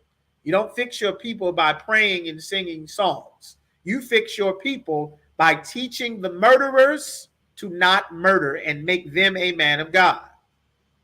You teach the kidnappers to stop kidnapping and make the kidnapper a man of God. You understand? That's how you fix it. You teach the sisters who would get abortions to not have abortions. You understand? Like, that's how you fix it. All right? So he's telling them, keep going. But he said, Lord, suffer me first to go and bury my father. He said he's going, he's fishing, he's getting men. And the brother said, I'm going to come with you, but let me go bury my father first. I got something else to do. Something is coming up. This is important.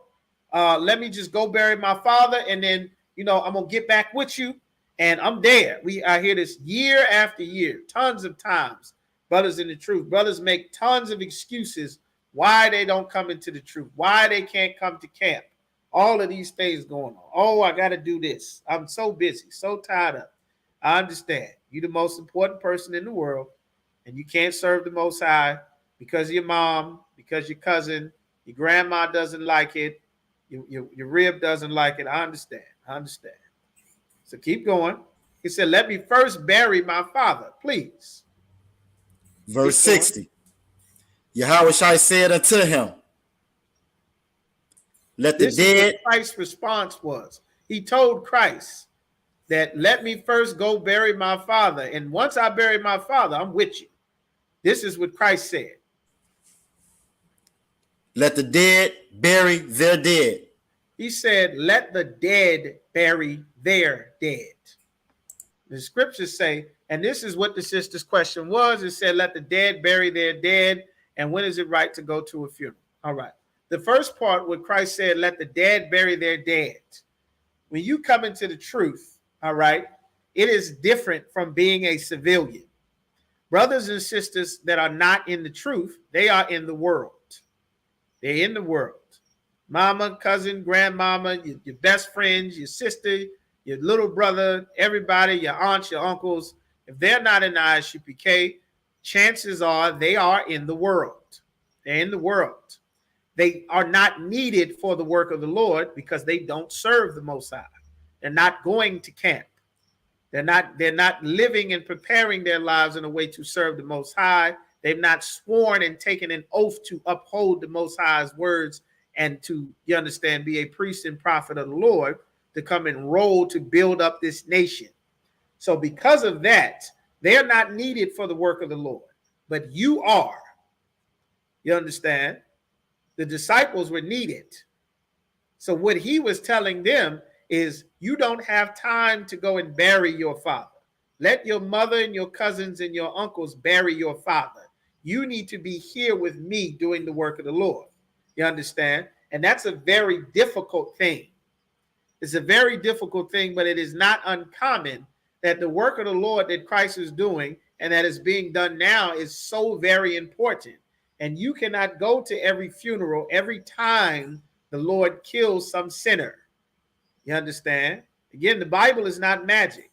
Christ was not leading a choir. The Bible is not magic. And what he was saying to them, you understand? He was saying to them and explaining this, that you are needed for the work of the Lord. You're needed. And because you're needed, I cannot spare men for you to go to a funeral. When you go to a funeral and you go to that cemetery, you understand, and you go into that house where the dead is, there are laws in the Bible. You understand? Look up House of the Dead. Damn. Oh, where you at? And give me House of the Dead, Trooper Yagadar. If you look up House of the Dead, or house wherein the dead is. House. I'll find out one. All right, where you got in the dead? You said you found it? Oh, I said I will find it out one. Okay. So I'm going to just give it. Yeah, we up on the time, so I'm going to give it to you for time's sake. You found it or no? Ecclesiastes 7:2. No. It's in the law. I'm going to just give it to you for time's sake. Within the law, there's a law in the Bible that if someone, let me see, die in a tent. That's probably better. Die in a tent. Die in a tent. If you are in a room and someone dies in there, or there's a dead body in that room is unclean. Numbers chapter 19, verse 14. Numbers 19 and 14. Get that. You got it. Read that. This is the answer to your question, Sister Rakawana. All right. The reason why Christ was saying this is because of this law. If you are, let's say you're in a room, or you're at a funeral home, or you're in the church, and they bring in that casket, which is not Israelite custom. It's not very often that brothers and sisters die in the truth, but it does happen. So when a brother and sister dies in the truth, we don't have some church service giving some pastor and some church thousands of dollars for them to sing songs and have happy fun time. We go and put our loved one in the ground because that is where they're supposed to go when they're passed. Now it's not the time for a party. You understand? Of course, there's food and things after, that's fine, but it is not our custom to throw a party. Numbers, just call out the scripture where you read it. Right? Numbers chapter 19, verse 14. This is the law. When a man dieth in a tent. When a man dies in a tent, the tent would be the home, whatever building or room that you are in. If there are dead in that room, in that building, in that tent, where that dead body is, keep going. Keep going. And all that cometh into the tent, and all that is in the tent. Right. Everyone that comes in that tent, everyone that comes in, and everyone that's already in there when he dies. Keep going.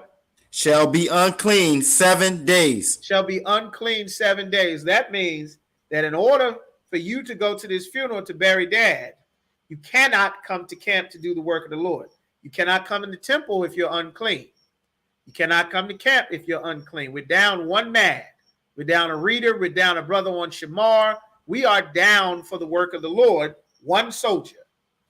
This week, and then when is that funeral? You're going to the funeral, so you're not going to be with me because you're going to bury dad. We down a brother. Next week, this time, you won't be clean again to do the work until a whole nother week because you're unclean 7 days. You understand? Let's say the funeral, he's making to go to the funeral. He can't go to camp and come to the funeral. You have to choose one. Christ is explaining to him why. Because you will be unclean for 7 days. Christ taking these disciples doing miracles all throughout the week. When I was coming up, we used to have camp several times a week. We had camp twice a week. Now, for most places, camp might be one time, might be several times a week, depending on your camp leader. You understand? There might come a time where we need camp several days a week. You understand? But Christ was working with these brothers. He did not have men to spare, and he's telling them, don't worry about that. Let your aunts and them bury the dead. Every sinner that dies, you don't have to go to that funeral. Some brothers cannot handle going to funerals sometimes, depending on what happens, but you cannot constantly be at funerals. Now, your father, your mother, for the most part, if you're in the school, someone's going to tell you, make sure that your father, your mother gets put into the ground. Make sure that they're in there. You understand? But Christ was telling him, the work cannot spare you. We don't have time for you to go to a funeral. So the scripture is not saying that you cannot go to a funeral. That's not what it's saying. You understand? But what it is explaining is you will be unclean for this reason. You're unclean. You can't come around the brothers. You can't come around the sisters. You shouldn't come around the school. Just like when a woman is on her flower, she shouldn't be around people. It's a time. It's called her time of separation. But she's supposed to be separated from people. This evil society has a woman working a damn schedule like she doesn't have woman issues every month. That's a wicked society. You understand? You ain't supposed to be working and going back and forth to work and traveling and handling your regular duties. You understand why you bleeding once a month? That's an evil society that puts that burden on a woman. Not in our society. That's why we call it the time of her separation. You understand? But this evil society, they don't give a damn about women. They dress a man up and call him a woman and let him win all the women prizes. So they don't care nothing about women anyway. But that's what it was saying there. It's no sin to go to a funeral, but you understand, it depends. Certain brothers, you understand, a brother might not want his wife to keep going to funeral after funeral. Every time some cousin, uncle, somebody dies, she might not be able to handle it emotionally. You understand? She going there, mom's sick, dad's sick, everybody dying. You understand? It might have a serious detrimental effect on her. That's why it's important to have a man ruling. You say, well, everybody emotionally wants to show up and be here for this time. But there's someone who has to be thinking without emotion on everything that says, I understand that this is a very tough time, but we out here fighting a war. You can't go bury your father because we in the middle of a battle, brother. I understand. The Lord told Ezekiel this one time, because Ezekiel had a wife that he loved very much, but he loved this wife too much. And he told Ezekiel that you are going to go to camp. And while you are at camp, I am going to take your wife away from you. She's going to die. And he told Ezekiel before this, and he told him, you do not have time to cry for her. Tie your mitre on your head, get out there and teach, and she will be gone when you get back. Now, that is a hard pill to swallow. You understand? That's a rough one. But the Bible is not magic. The Lord is a man of war, and these are rough, hardcore men that if it was saving the nation versus one brother or sister, our king, who is the greatest of us all, he gave his life for other people. He was more important than all of us. So another brother or sister losing their life is not more important than the work. But you understand, you get the picture. So that's all it was saying there. All right. So sister got it. Okay, Most High Christ. That's what the Lord was talking about. But these laws are wonderful, and the Lord put them in place. and they have so much built into there. And these are the leaders that the Lord appointed to be in charge of the nation. Someone who's not going to leave you to fend for himself while he has to deal with his own personal stuff. Everybody got their own personal stuff, but these brothers and sisters in the city are going to die if you are not there to teach them the word of the Lord. They're going to die. They're going to die tonight. They're going to die on the weekend. They're going to get shot at the gas station. They're going to get murdered at the dice game, just like Takeoff, if you are not present at the battlefield where you are supposed to be, reading the Bible, so that brothers and sisters who would otherwise die because you have your own personal things to deal with, now they will live because you were present in the battle. This is what Christ was explaining to them. That's how important everything is. You understand, of course, that's where the Lord wants it to be, because that's how he raised up his disciples. All right. So with that, that's what that is there. Most High in Christ. All right. So we're going to end it right there. We a little bit over the time. Most High in Christ. All right. All right. Clap it up. There we go. Most High in Christ. What are the brothers and sisters coming out there? Important joining the class. Make sure you like, share, subscribe. All right. Check out our page, everything there. All right. Let's get this up. Bear with me just a moment. Where's that? Here we go. All right. Most High in Christ. Let's go ahead here. Let's end this. All right. So we're going to go ahead and read these security announcements. Hey, Shalom. Yahweh Shema Thought. Shem Yahweh Shai. We'll get to these security announcements. All right. We at the ISUPK. We start out at 1 West 125th Street in Harlem, New York. We are not affiliated with any other Israelite group. You understand? If you are not in the ISUPK, you are not in the truth. Very important to know. Extremely important. Rule for a brother and sister: when a new brother and sister comes into the school, they're off limits for 6 months. They're to be saluted only. They're here to learn and share themselves with the world. After that 6-month period, if a brother and sister has a particular interest in someone, they'll get permission from the head to speak to a brother and sister. Very important. After this 6-month period, there's an additional period in which the brother and sister will get permission to court. After this 6-month period, the brother and sister will get permission from the head to marry. Tithes, which is a commandment, Numbers chapter 18, verse 21, Malachi chapter 3, verses 8 through 10, means 10th in the Hebrew, ma'ashara, 10% of every penny of any increase the Most High gives to you. Give to the Treasury Department or the teacher. You understand? You go right to ISUPK.com. You pay your tithes right there online. It'll automatically send you an email right to your receipt. You can even set up your account. If you have not been to the new website since it's updated, make sure you go there. It's got tons of information. It's revamped and everything, so make sure you check that out. Priest Fund, free will offer for priests is not mandatory. Whatsoever amount you would like to give. The upcoming holy convocations, you understand, those will be sent out to everyone. Reminder, lastly, if any brother wants to be a trooper in the school, it'll be in all black. Black boots, shirt, pants, headband, war scarf. Be sure to contact the ISUPK school in whatever city and state that you are in. Very important. Do not just watch classes online. Make sure that you are locked in, registered with whoever is in charge of the ISUPK school in the nearest city or wherever you are. All right.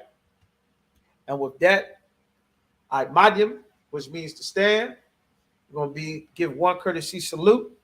Men of Israel, Ahmadi Shabbat, Madyam, Barak, Yahweh Shemel Shabrakathom, Yadi Matah, Sar, which means to turn.